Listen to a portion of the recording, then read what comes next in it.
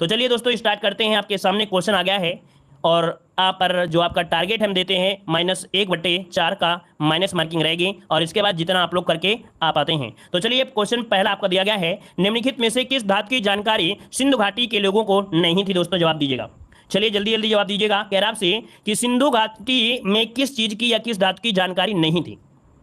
तो दोस्तों यहां पर लोहा की जानकारी इन्हें नहीं थी। दोस्तों याद रखिए, सिंधु घाटी के निवासियों को लोहे का ज्ञान नहीं था। दोस्तों याद रखिएगा, ठीक है। तो ऑप्शन क्या हो जाएगा आपका? सी नंबर है। और आगे बढ़ते क्वेश्चन दिया गया है, निम्नलिखित किस धार्मिक पंथ के अनुयायी दिगंबर और श्वेतंबर के रूप में दो भागों में विभाजित हो गए हैं? तो टू का ऑप्शन क्या बनेगा दोस्तों? यहां पर बी हो जाएगा जैन धर्म। जैन धर्म आपके दो भागों में डिवाइड हो गया था, दिगंबर और आपके श्वेतंबर। ऑप्शन क्या हो जाएगा आपका? B number. आगे बढ़िए, क्वेश्चन आपसे दिया गया है, वह अभिलेख जिससे यह प्रमाणित होता है कि चंद्रगुप्त का प्रभाव पश्चिम भारत पर था। मतलब जो आपके चंद्रगुप्त थे इनका प्रभाव पश्चिम में भी था, ऐसा कौन सा प्रमाण मिलता है दोस्तों? ऐसा कौन सा अभिलेख है? तो दोस्तों यहां पर आंसर क्या हो जाएगा? 3 नंबर में। ये है आपका जूनागढ़, अर्थात रुद्रदामन का जो जूनागढ़ शिलालेख है, इससे चंद्रगुप्त के प्रभाव का पश्चिम भारत में भी पता चलता है। दोस्तों ऑप्शन क्या हो जाएगा आपका? सी नंबर राइट हो जाएगा। आगे बढ़िए, क्वेश्चन आपसे अगला पूछा गया है, कह रहा आपसे गुर्जर प्रतिहार वंश की स्थापना की थी। गुर्जर प्रतिहार वंश की स्थापना किया था दोस्तों, किसने किया था? तो दोस्तों याद रखिए, नागभट्ट प्रथम ने किया था। किसने? नागभट्ट प्रथम ने किया था। यहां पर आंसर आपका ए नंबर राइट हो जाएगा। जिसके वंशजों ने पहले उज्जैन और बाद में कन्नौज को राजधानी बनाते हुए एक विस्तृत भूभाग पर शासन किया था, ठीक है ना। इनके जो वंशज थे पहले उज्जैन और बाद में कन्नौज को इन्होंने राजधानी बनाया था और विस्तृत भाग पर शासन किया था। यहां पर आंसर आपका ए नंबर राइट हो जाएगा। और आगे बढ़िए, दोस्तों क्वेश्चन दिया है, बहुत अच्छा क्वेश्चन दिया है कि जौनपुर नगर किसकी स्मृति में स्थापित किया गया था। दोस्तों जब यहां पर पूछा जाए स्मृति, तो आपको स्मृति के अनुसार जवाब देना है। मोहम्मद बिन तुगलक, जिनका नाम था जौना खां, इसका उपनाम था जौना खां, उसी के नाम पर ही जौनपुर की स्थापना की गई थी। लेकिन किया किसने था? किया किसने था? तब आप कहोगे फिरोज शाह तुगलक ने किया था। दोस्तों दोनों पॉइंट को ध्यान दीजिएगा। आगे बढ़िए, क्वेश्चन आपसे दिया गया है, मुस्लिम लीग ने कब मुसलमानों के लिए अलग देश मांग शुरू की थी। चलिए, मुस्लिम लीग ने कब मुसलमानों के लिए अलग देश की मांग शुरू किया था? दोस्तों 6 का ऑप्शन क्या हो जाएगा? तो ऑप्शन हो आपका 1940 में। दोस्तों कब? 1940 में। इसका जो ऑप्शन है यहां पर आपका सी नंबर राइट हो जाएगा। और आगे बढ़ते हैं, क्वेश्चन दिया गया है, किस गवर्नर जनरल ने अपने को बंगाल का शेर कहा था। चलिए दोस्तों यहां पर जवाब दीजिए 7 नंबर में। तो यहां पर 7 नंबर क्या हो जाएगा? गवर्नर जनरल कौन है? चलिए यहां पर आपका जवाब इनमें से बनेगा, क्या हो जाएगा? Lord Wellesley. अच्छा भाई, चलिए 7 का आंसर लॉक करते हैं। डी नंबर बिल्कुल सही जवाब आया आप लोगों का, लॉर्ड वेलेस्ली, है ना, जो कि फोर्ट विलियम प्रेसिडेंसी का गवर्नर जनरल रहा था और इन्होंने अपने आप को बंगाल का शेर भी कहा था। दोस्तों ऑप्शन हो जाए आपका डी नंबर। चलिए आगे बढ़ते हैं, क्वेश्चन दिया गया है, विश्वविख्यात INA मुकदमा में वकील कौन थे। दोस्तों ये मुकदमा विश्वविख्यात हुआ था। दोस्तों उस समय ये मुकदमा विश्वविख्यात हो गया था और इसमें जो आपके वकील थे दोस्तों वो आपके कौन थे? तो आपके भूला भाई देसाई थे। दोस्तों याद रखिए, भूला भाई देसाई इसका जो ऑप्शन है यहाँ पर नंबर हो जाएगा। और आगे बढ़ते क्वेश्चन दिया गया है कि भारत में अंग्रेजों के समय में प्रथम जनगणना हुई थी। भारत में अंग्रेजों के समय प्रथम जनगणना दोस्तों कब हुई थी? 9 को ऑप्शन देना है। तो 9 को ऑप्शन आपका सी नंबर लॉर्ड मेयो के कार्यकाल में। कब हुई थी? लॉर्ड मेयो के कार्यकाल में। इसका जो ऑप्शन है यहाँ पर सी नंबर राइट हो जाएगा। 1872 में ब्रिटिश वायसराय लॉर्ड मेयो के अधीन पहली बार ये कराई गई थी। अगर ये पूछ ले कि संपूर्ण जनगणना या नियमित जनगणना जो स्टार्ट हुई थी वो आपकी कब से? तो 1881 से स्टार्ट हुई थी नियमित जनगणना। दोस्तों आगे बढ़िए, क्वेश्चन आपसे दिया गया है, यार आपसे 1 नवंबर 1858 को महारानी विक्टोरिया का घोषणा पत्र इलाहाबाद में पढ़कर किसने सुनाया था। चलिए दोस्तों यहाँ पर जवाब क्या हो जाएगा? तो 1 नवंबर 1858 को महारानी विक्टोरिया का घोषणा पत्र इलाहाबाद में पढ़कर जो सुनाया था दोस्तों, इसका नाम है लॉर्ड कैनिंग। कौन है? लॉर्ड कैनिंग, जिसका ऑप्शन आ रहा है बिल्कुल सही है, बी नंबर आपका राइट हो जाएगा, है ना। और यहीं पर शहरी दरबार लगाया था। क्या? यहीं पर आपका शहरी दरबार, शाही जिसे बोलते हैं, शाही दरबार वो सुनते, शाही दरबार, ठीक है। और यहीं पर शाही दरबार लगाया था। आगे बढ़िए, क्वेश्चन दिया गया है कि किस शहर में नोटर डेम का गिरजाघर स्थित है। किस शहर में नोटर डेम का गिरजाघर स्थित है दोस्तों? यहां पर आंसर क्या हो जाएगा? तो ऑप्शन सी हो जाएगा आपके पेरिस में है। दोस्तों कहां पर है? फ्रांस की राजधानी पेरिस। ऑप्शन हो जाएगा आपका सी नंबर। चलिए आगे बढ़ते हैं, क्वेश्चन आपसे अगला पूछा गया है कि किस देश ने विश्व का पहला बीज रहित आम विकसित किया है। दोस्तों ये ऐसा आम है जिसमें बीज है ही नहीं है ना, और बीज रहित प्रजाति है दोस्तों। यहाँ पर आंसर क्या हो जाएगा? 12 नंबर में। तो ऑप्शन बी हो जाएगा दोस्तों, ये ऐसा कारनामा भारत ने किया है। किसने किया है? तो आपके भारत ने किया है दोस्तों। इसका आंसर है यहाँ पर बी नंबर राइट हो जाएगा। और आगे बढ़ते क्वेश्चन दिया गया है, इनमें से किस देश को यूरोप का कॉकपिट कहा जाता है। दोस्तों ऐसे क्वेश्चन हमने आपको बहुत बार सॉल्व करा दिया है ना, कि कौन से देश को क्या कहते हैं। शायद कल की क्लास में ही हमने आपको सॉल्व करवाया था कि यूरोप का कॉकपिट किसे कहा जाता है। दोस्तों 13 का ऑप्शन क्या बनेगा? ये कहा जाता है बेल्जियम को। दोस्तों इसका जो आंसर हो जाएगा वो आपका ए नंबर हो जाएगा, बेल्जियम को कहा जाता है। आगे बढ़िए, क्वेश्चन आपसे दिया गया है, सवाना घास का मैदान कहां पर है। चलिए सवाना घास का मैदान दोस्तों बताना है, सवाना घास का मैदान जो है वो आपके कहां पर है? चलिए अफ्रीका। चलिए देखिए आपका 14 का ऑप्शन जो आ रहा है बिल्कुल सही आया है, कोई डाउट नहीं है कि आपने सही जवाब नहीं दिया है, बिल्कुल सही जवाब दिया है। आपकी कहां पर है? आपके अफ्रीका में है दोस्तों, याद रखिए अफ्रीका इसका आंसर है, राइट हो जाएगा। आगे बढ़िए, क्वेश्चन दिया गया है कि कौन सी जल संयोजी यूरोप को अफ्रीका से अलग करती है? दोस्तों ये बताना है कि यूरोप को अफ्रीका से जो जल संधि है वो आपकी कौन सी है जो अलग करती है? दोस्तों यहाँ पर आंसर देना है, आपका सही जवाब इनमें से क्या हो जाएगा? चलिए दोस्तों 15 नंबर में ऑप्शन क्या हो जाएगा? सभी का जवाब सही आना चाहिए। क्वेश्चन कभी घुमा कर भी दे दिए तो आपको तुक्का मारना चाहिए। हमने बताया तुक्का वही मारता है जो पढ़ा लिखा होता है, और जब पढ़े लिखे होते हैं तो कहीं ना कहीं तुक्का उसका काम कर जाता है दोस्तों, याद रखिएगा, है ना। तो यहां पर देखिए 15 नंबर में ऑप्शन बी हो जाएगा जिब्राल्टर जल संधि। दोस्तों जो जिब्राल्टर जल संधि है वो यूरोप को अफ्रीका से अलग करती है, ठीक है ना। स्पेन और मोरक्को जो देश है उनको अलग करती है दोस्तों। यहां पर आंसर आपका बी नंबर है, राइट हो जाएगा। और आगे बढ़ते हैं, क्वेश्चन दिया गया है कि हमारे संविधान की 8वीं अनुसूची में अभी तक कितनी भाषाओं को शामिल किया गया है? यहां पर 16 नंबर जवाब देना है। दोस्तों वीडियो पसंद आ रहा है तो दोस्तों वीडियो को लाइक जरूर करेगा। जितने भी यहां पर शेयर नहीं जुड़ चुके हैं एक बार सभी लोग कमेंट छोड़ के एक बार लाइक का बटन दबा दीजिएगा, और इसके बाद लगातार अनलिमिटेड तरीके से आप लोग कमेंट बॉक्स में कमेंट करते रहिए फटाफट, ठीक है ना। चलिए ऑनलाइन हो या ऑफलाइन हो मदद जरूर करिएगा, मतलब अपना सपोर्ट इस चैनल को जरूर दीजिएगा, अपने इस परिवार को आगे बढ़ाने का प्रयास जरूर करें। चलिए 16 नंबर की अगर बात करें तो दोस्तों यहाँ पर देखिए 22 इसका ऑप्शन आया है, बिल्कुल राइट हो जाएगा। आगे बढ़ते हैं, क्वेश्चन आपसे अगला पूछा गया है, कह रहा आपसे कि भारतीय संविधान के किस अनुच्छेद के अनुसार राष्ट्रपति शासन किसी राज्य में लागू होता है? दोस्तों याद रखिएगा राष्ट्रपति शासन जो राज्य में लागू होता है 356, क्या यहाँ पर 56 जो ऑप्शन है कहां पर? सी नंबर है, राइट हो जाएगा। क्लियर है दोस्तों। ये क्या होता है कि जब संवैधानिक तंत्र क्या हो जाता है? विफल हो जाता है, ठीक है ना, उल्लंघन की दशा हो जाती है, तो राज्य का राज्यपाल सरकार को बर्खास्त कर उस राज्य में राष्ट्रपति शासन लागू करने का अधिकार देता है दोस्तों। आगे बढ़िए, क्वेश्चन दिया गया है कि निम्नलिखित में से कौन राष्ट्रीय विकास परिषद का सदस्य नहीं है? निम्नलिखित में से कौन राष्ट्रीय विकास परिषद का सदस्य नहीं है? क्वेश्चन नंबर 18 नंबर में। तो दोस्तों यहाँ पर देखिए प्रधानमंत्री हैं, यहाँ पर राज्यों के मुख्यमंत्री हैं, योजना आयोग के सदस्य भी हैं दोस्तों। यहाँ पर भारत के राष्ट्रपति इसमें से नहीं है, ऑप्शन डी इसका आंसर हो जाएगा। और आगे बढ़िए, क्वेश्चन दिया है कि भारतीय संविधान के निर्माताओं ने स्व सरकार का संसदीय स्वरूप कहां से ग्रहण किया है? एक क्वेश्चन आपको जब थ्योरी पढ़ा रहे थे वहां पर मिला था दोस्तों, याद होगा आपको। ये आपका ब्रिटेन से दोस्तों, कहां से? आपके ब्रिटेन से लिया गया है। आपको हमने एक बुक पढ़ाया था अंकित भाटी सर की बुक, है ना, और अंकित भाटी सर में जो पॉलिटी पढ़ाया था तो यही क्वेश्चन सेम टू सेम आपको मिला था दोस्तों, मिला था तो याद आ गया होगा। यहाँ पर आंसर आपका बी हो जाएगा। आगे बढ़िए, क्वेश्चन आपसे दिया गया है भारतीय संविधान के अनुच्छेद 25 का संबंध किससे है? चलिए 20 नंबर की अगर बात करें तो दोस्तों धर्म की स्वतंत्रता जिसका ऑप्शन है यहाँ पर सी नंबर है, राइट हो जाएगा। कि एक सार्वजनिक व्यवस्था सदाचार स्वास्थ्य या भाग, मतलब कह सकते हैं कि जो धर्म के संबंधी पॉइंट मिलते हैं वो आपके किसमें है? अनुच्छेद 25 में आपका दिया है। आगे बढ़िए, क्वेश्चन आपसे दिया गया है 5वीं पंचवर्षीय योजना का उद्देश्य क्या था?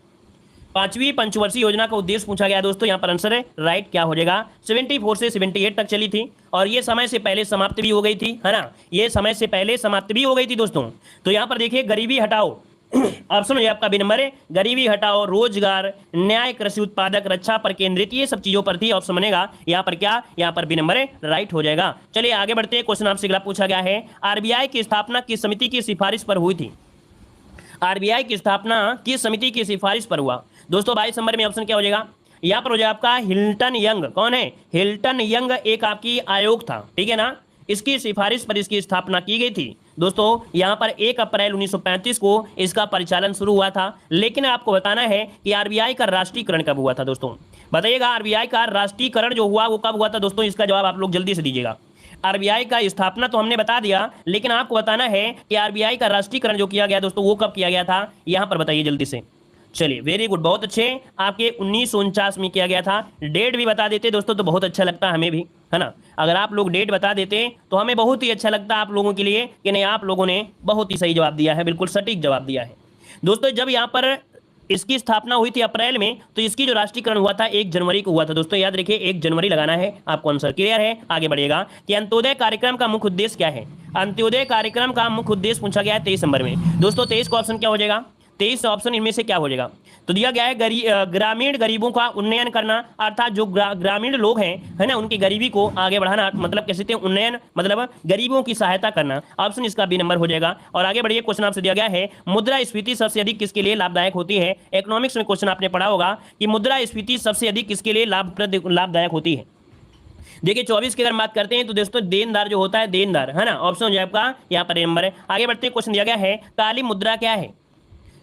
काली मुद्रा दोस्तों क्या होती है? काली मुद्रा क्या होती है? तो दोस्तों जिस पर आय कर नहीं दिया जाता है उसे हम लोग काली मुद्रा कहते हैं। मतलब ये कह सकते हैं अपनी भाषा में कि यह अवैध आय है जिस पर आयकर नहीं दिया जाता है। तो ऑप्शन क्या हो जाएगा आपका, डी नंबर है, राइट हो जाएगा। आगे बढ़िए, क्वेश्चन आपसे अगला पूछा गया है, प्रयोगशाला, कह रहा आपसे प्रयोगशाला उपकरणों को बनाने के लिए उपयोग में लिया गया जो कांच है वो कौन सा है।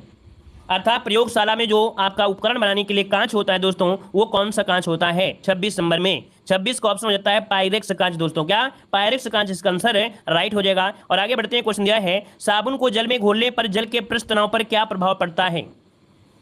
चलिए दोस्तों, हमने इसको कई बार आपको बताया भी है और आज भी देखते हैं कि आप लोग जवाब दे सकते हैं या नहीं जवाब दे सकते हैं। जल्दी से जवाब दीजिए दोस्तों। वीडियो को भी लाइक करिएगा दोस्तों, आप लोग इतने संख्या में जुड़े हैं, शायद ये आप लोग देखेंगे तो आपको लगेगा कि नहीं, हाँ वाकई में क्लास में दम है, क्लास में जान है, लेकिन यहाँ पर बच्चे लाइक कम करते हैं दोस्तों।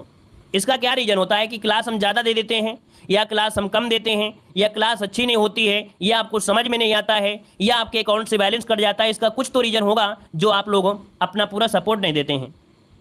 क्यों दोस्तों, कुछ तो रीजन होगा जो आप लोग सपोर्ट नहीं करते हैं, या आप लोग चाहते हैं कि हम फ्री में पढ़ लें तो अच्छी बात है, आप लोगों की महिमा है। अगर आपको लगता है तो आप ऐसे ही कर सकते हैं, कोई दिक्कत नहीं है, ठीक है ना। चलिए, तो दोस्तों यहाँ पर दिया गया है, साबुन को जल में घोलने पर जल के पृष्ठ तनाव पर क्या प्रभाव पड़ता है। दोस्तों 27 नंबर में ऑप्शन लगभग सभी का सही है। याद रखिए, पृष्ठ तनाव घट जाता है। क्या होता है, घट जाता है दोस्तों, याद रखिए घट जाता है। काफी लोग जवाब दे रहे हैं बढ़ जाता है दोस्तों। एक दिन हमने उदाहरण दिया था कि जब घर में क्या होता है, बोरिंग होती है, बोरिंग जानते हैं ना, नल ट्यूब्यूल बनाते हैं ना, और कभी क्या होता है कि पाइप नहीं डाल पाते हैं, किसी कारणवश से इस बोरिंग में पाइप नहीं डाल पाते हैं, तो क्या करते हैं कि उसमें निरमा डाल देते हैं। क्या, निरमा डाल देते हैं ताकि वहां पर तरलता बनी रहे, नमी बनी रहे। क्यों, क्योंकि ये क्या कर देता है, पृष्ठ तनाव को घटा देता है, पृष्ठ तनाव को घटा देता है। इस कारण से ऑप्शन बी नंबर आपको बताना है दोस्तों, याद रखिएगा। क्लियर है ना, इस पॉइंट को गलती मत करिए, बहुत बार गलती आप लोगों ने कर दिया है। चलिए आगे बढ़ते हैं, क्वेश्चन आपसे दिया गया है कि दिया सलाई में, कह रहा आपसे दिया सलाई के विनिर्माण में प्रयुक्त मूल तत्व कौन सा होता है।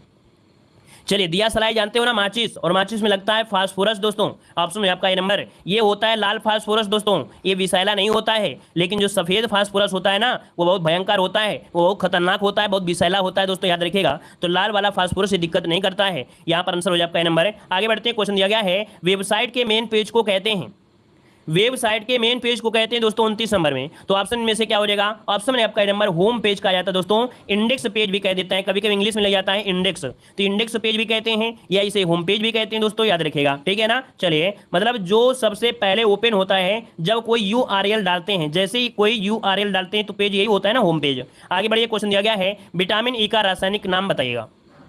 विटामिन ई का रासायनिक नाम दोस्तों बताना है, आपका जवाब इनमें से क्या हो जाएगा। चलिए, टोकोफेराल क्या होता है भाई, 30 नंबर का ऑप्शन हो जाएगा आपका डी नंबर है, टोकोफेराल होता है, जो कि ऑप्शन दिया गया है डी नंबर है, राइट हो जाएगा। ये वनस्पति तेलों से प्राप्त होता है और इसकी कमी से क्या होता है, प्रजनन क्षमता कम हो जाती है दोस्तों। तो विटामिन ए का सेवन करते रहना चाहिए। आगे बढ़िए, गद्यांश दिया गया है दोस्तों, गद्यांश जो दिया है लोकगीत अपनी लोक लज्ज, मतलब इसके बारे में दिया है। तो गद्यांश के जो क्वेश्चन है उसको हम लोग क्या करते हैं, चलिए इसके आंसर बता देते हैं आपको कि देहात की जनता का तात्पर्य इनमें से क्या दिया गया है। तो दोस्तों देहात की जनता होता है ग्रामीण या कह सकते हैं जन समुदाय।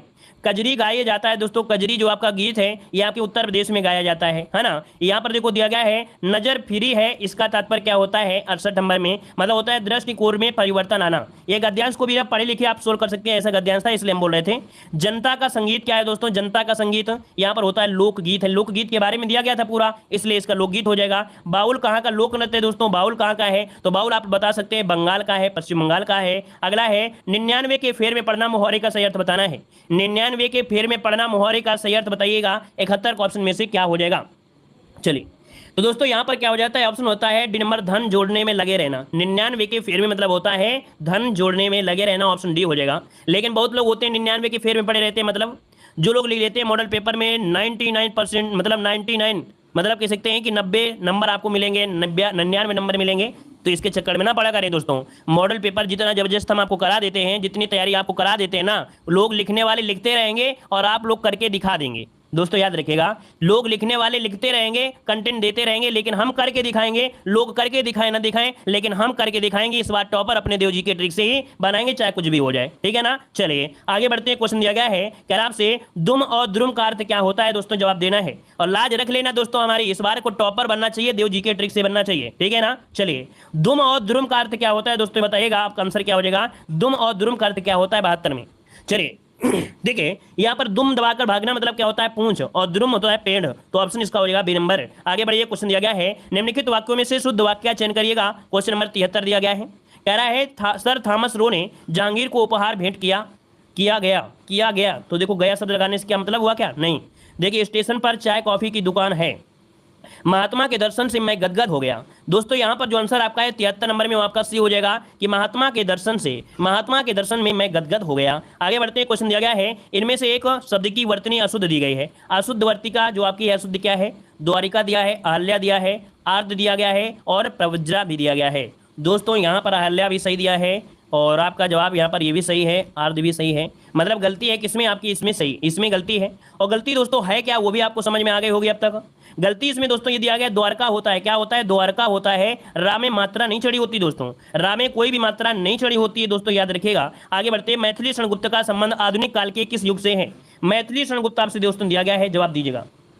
चलिए मैथिली शरणगुप्त का संबंध आधुनिक काल के किस युग से है। 75 नंबर की अगर बात करें तो दोस्तों आपका जवाब हो जाएगा बी, द्विवेदी युग से है। द्विवेदी युग इसका आंसर राइट हो जाएगा। अगला देखो गद्यांश दिया गया है, संसार में केवल धन ही सब कुछ नहीं होता है। इतिहास इस बात का प्रमाण है कि कभी भी स्थायी रूप से धन की पूजा नहीं की गई। कई व्यक्तियों ने केवल धर्मोपार्जन को ही अपना साक्ष्य नहीं बनाया, बल्कि इसके साथ अन्य ऐसे कार्य भी किए। तो दोस्तों इस गद्यांश को आपने कई बार पढ़ा है, तो हम गद्यांश को नहीं पढ़ रहे हैं, वैसे भी हम आपको पीडीएफ दे देंगे, तो पीडीएफ से भी सॉल्व कर सकते हैं। डायरेक्ट आंसर आपको लॉक करना है। कह रहे उपयुक्त में से शीर्षक क्या दिया गया था दोस्तों, यहाँ पर देखो जो बात की गई थी वो धन और लोकहित की बात हुई थी। यहाँ पर आंसर सी हो जाएगा। धनोपार्जन का संविच्छेद करेंगे दोस्तों, तो धनोपार्जन का संविच्छेद होता है धन धन उपार्जन, धन प्लस उपार्जन, यहाँ पर ए हो जाएगा। इतिहास इस बात का प्रमाण है कि केवल धन ही पूजा नहीं हुई है, केवल धन की ही पूजा नहीं हुई है। अगला है धन की पूजा करने वाले कहीं चले गए, अर्थात ये कह सकते हैं कि लोगों द्वारा भुला दिए गए हैं। और अगला है चिरकाल तक प्रतिष्ठा पाने के लिए हमें करना क्या होगा। चिरकाल तक मतलब आने वाले समय तक भी अगर आपको प्रतिष्ठा पाने चाहते हैं तो दोस्तों क्या करिए, समाज हित करिएगा, लगातार समाज के लिए हित करिएगा। और अगला दिया गया है, क्वेश्चन आ गया है कि भारत के निम्नलिखित में से कौन सा पड़ोसी देश अधिकतम भारतीय राज्यों के साथ अपनी सीमा साझा करता है। मतलब दिया गया है कि अधिकतम भारतीय राज्यों के साथ सीमा साझा करता है। दोस्तों थोड़ा सही जवाब दीजिएगा, सही जवाब क्या हो जाएगा। चलिए थोड़ा फास्ट कराते हैं, तो चलिए देखिए 81 नंबर का जवाब दीजिए जल्दी से। 81 का जवाब आ रहा है भाई, चीन दे रहे हैं। देखो यहाँ पर राज्यों की बात हो रही है, देशों की बात नहीं हो रही है। हम ये नहीं पूछ रहे हैं कि ऐसा कौन सा देश है जो अधिकतम देशों के साथ सीमा बनाता है। तो आप कहोगे सर 13 देशों की बात कर रहे हो, लेकिन पूछा गया राज्यों की बात, है ना, राज्यों की बात दे रहा है। तो दोस्तों इसमें क्या हो जाएगा देखिए पाकिस्तान 4 के साथ बनाता है, म्यांमार भी 4 के साथ बनाता है, चीन 5 के साथ बनाता है, नेपाल 5 के साथ बनाता है। दोस्तों याद रखिएगा कि जो चीन है वो भारत के 5 राज्यों को सीमा को स्पर्श करता है, वहीं पर जो नेपाल है वो भी 5 सीमा को स्पर्श करता है। दोस्तों हमने बताया था कि यहाँ से क्वेश्चन आना है 100%। पिछली बार भी क्वेश्चन आया था और इस बार भी क्वेश्चन आएगा दोस्तों, याद रखिएगा। तो यहाँ पर दोस्तों याद रखिएगा कि जो आपका दिया गया ए नंबर और आपका सी नंबर, इनमें बराबर है, मतलब 5 राज्यों को सीमा स्पर्श करते हैं दोस्तों। तो ऐसी स्थिति में तो ये क्वेश्चन अपवाद में चला जाएगा, तो आपको नंबर तो मिलेगा। जो ज्ञान लेना था हमने बता दिया, 5 राज्यों को ये भी है, 5 को ये भी है, और पाकिस्तान 4 को है, म्यांमार 4 को है, ठीक है ना। ज्ञान मिल गया है, क्वेश्चन क्या होगा वो आप लोग समझ गए होंगे, ठीक है ना। चलिए आगे बढ़िए, क्वेश्चन दिया गया है इनमें से कौन से देश की राजधानी गलत दी गई है। इनमें से कौन सी देश की राजधानी गलत दी गई है। दोस्तों थोड़ा ध्यान से देखिए, ये भी क्वेश्चन का जवाब बहुत जल्दी लगा लोगे और आसानी तरीके से लगाओगे। तो चलिए जल्दी से बताइए यहाँ पर जो आंसर होगा वो राइट क्या हो जाएगा, राइट आंसर बताइएगा। चलिए तो देखो दिया मैक्सिको की राजधानी मैक्सिको सिटी है, ये तो आपका सही जवाब दिया गया है, ठीक है ना। मॉरिशस की राजधानी खार्तूम दी गई है, तो क्या ये खार्तूम होगी क्या भाई। हमने आपको इतनी बार पढ़ाया है कि मॉरिशस की जो राजधानी है वो पोर्ट लुइस है। क्या है,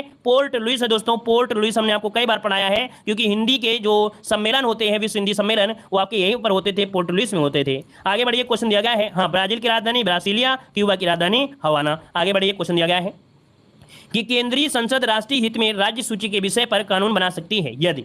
कह रहा है केंद्रीय संसद राष्ट्र हित में राज्य सूची के विषय पर कानून बना सकती है यदि क्या हो जाए दोस्तों, यदि राज्यसभा उपस्थित सदस्यों के 2/3 विशेष बहुमत से एक प्रस्ताव पारित कर दे तब। ऑप्शन सी हो जाएगा। आगे बढ़ते हैं, क्वेश्चन दिया गया है राष्ट्रीय प्रौद्योगिकी दिवस कब मनाया जाता है। दोस्तों यहाँ पर जवाब देना है, आपका जो आंसर बनेगा क्या हो जाएगा, राष्ट्रीय प्रौद्योगिकी दिवस कब मनाया जाता है।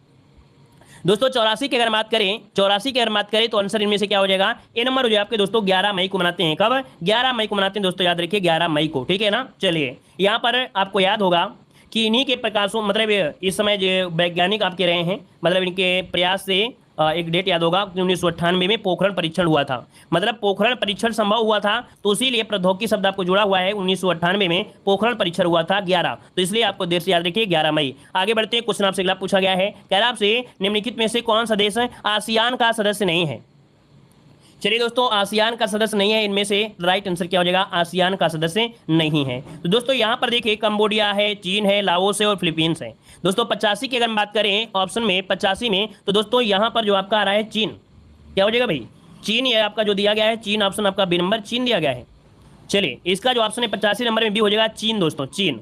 और अगला क्वेश्चन आपसे यहाँ पर देखो दिया गया है, कह रहा आपसे कि निम्नलिखित में से कौन सा देश संघाई सहयोग संगठन का सदस्य नहीं है।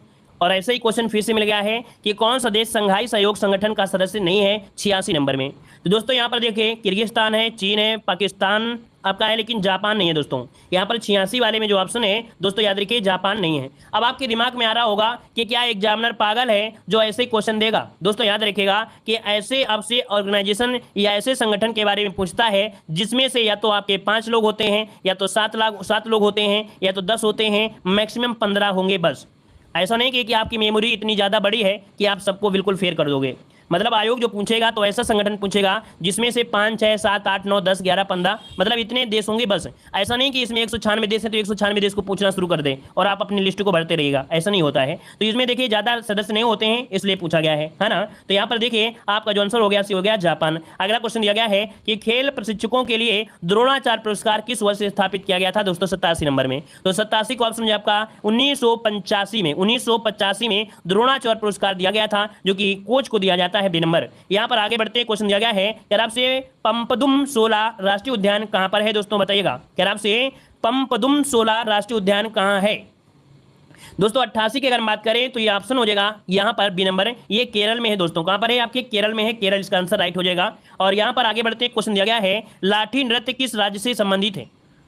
लाठी नृत्य किस राज्य से है दोस्तों, 89 नंबर में ऑप्शन बी हो जाएगा आपके पश्चिम बंगाल से दोस्तों। पश्चिम बंगाल का एक लोक नृत्य में से आपका है लाठी नृत्य। आगे बढ़िए, सही कूट आपको बताना है दोस्तों। यूपी जी का क्वेश्चन है, बिल्कुल लाजवाब क्वेश्चन आपका दिया गया है। बताइएगा बटेश्वर मेला कहाँ लगता है। बटेश्वर मेला लगता है आपके आगरा में दोस्तों, तो आगरा हो गया 4 में, है ना। नौचंदी मेला लगता है मेरठ में, तो यहाँ पर हो गया 3 हो गया। कंपिल महोत्सव लगता है कहाँ पर आपके दोस्तों, कंपिल महोत्सव कहाँ लगता है, चलिए कंपिल लगता है आपके एटा में लगेगा, तो यहाँ पर 2 हो जाएगा। नककटैया मेला आपके वाराणसी में लगता है दोस्तों, 1 हो जाएगा। दोस्तों देखिए मिल गया सी नंबर कितनी आसानी से, 1 नंबर आपको इतनी जल्दी से चुरा लिया, क्योंकि यूपी जी की में हमने आपको बहुत बार पढ़ाया है। ऑप्शन सी हो जाएगा। आगे बढ़ते क्वेश्चन दिया गया है कि टोक्यो ओलंपिक 2020 में कुल कितने खेल का आयोजन किया गया।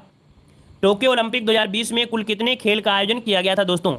दोस्तों याद रखिएगा 33 खेलों का आयोजन हुआ था, 33 खेलों का आयोजन हुआ था, जिसमें से 205 देशों के 11,000 से ज़्यादा खिलाड़ियों ने भाग लिया था, है ना। और यहाँ पर 33 खेल आपके हुए थे, ठीक है। आगे बढ़िए, क्वेश्चन आपसे अगला पूछा गया है, फ्रेंच ओपन 2022 में महिला सिंगल्स का खिताब किसने जीता है दोस्तों। 92 की अगर बात करते हैं तो इनका नाम क्या है, इनका नाम है इगा स्विएतेक। मतलब ये पोलैंड की हैं, सुपरस्टार हैं दोस्तों। यहाँ पर आंसर आपका डी नंबर हो जाएगा, पोलैंड की हैं। यहाँ पर आगे बढ़ते हैं, क्वेश्चन आपसे दिया गया है कि हाल ही में जारी रिपोर्ट के अनुसार भारत का दूसरा सबसे स्वच्छ शहर कौन सा है।